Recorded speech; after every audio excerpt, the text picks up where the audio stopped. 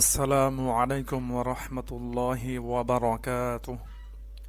সম্মানিত দিনী ভাই ও বোনেরা, আজকে আমরা জানব জুমার দিনের বিশেষ আমল।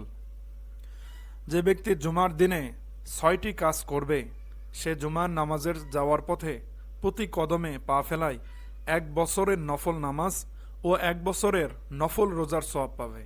সুবহানাল্লাহ। ৬টি কাজ হলো এই: ১.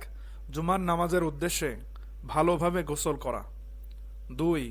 ওয়াক্ত হওয়ার সাথে সাথে আজানের অপেক্ষা না করে মসজিদে যাওয়া। ৩. পায়ে হেঁটে মসজিদে যাওয়া। ৪. ইমাম সাহেবের নিকটে বসা, অর্থাৎ যতদূর সম্ভব সামনের কাতারে বসা। ৫. মনোযোগ সহকারে খুতবা শোনা। ৬. খুতবার সময় কোনো কথা না বলা ও কোনো কাজ না করা।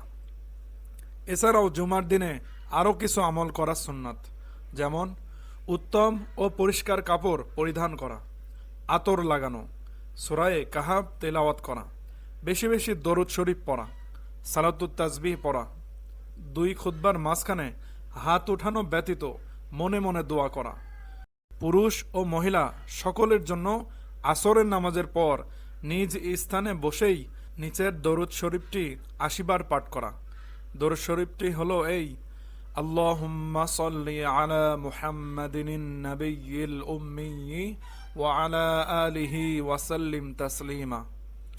বিশেষ দ্রষ্টব্য: বর্ণিত দরুদ শরীফের ফজিলত এই যে আমলকারীর আমলনামায় ৮০ বছরের ইবাদত বন্দেগীর সওয়াব লেখা হয় এবং ৮০ বছরের গুনাহ মাফ করে দেওয়া হয়।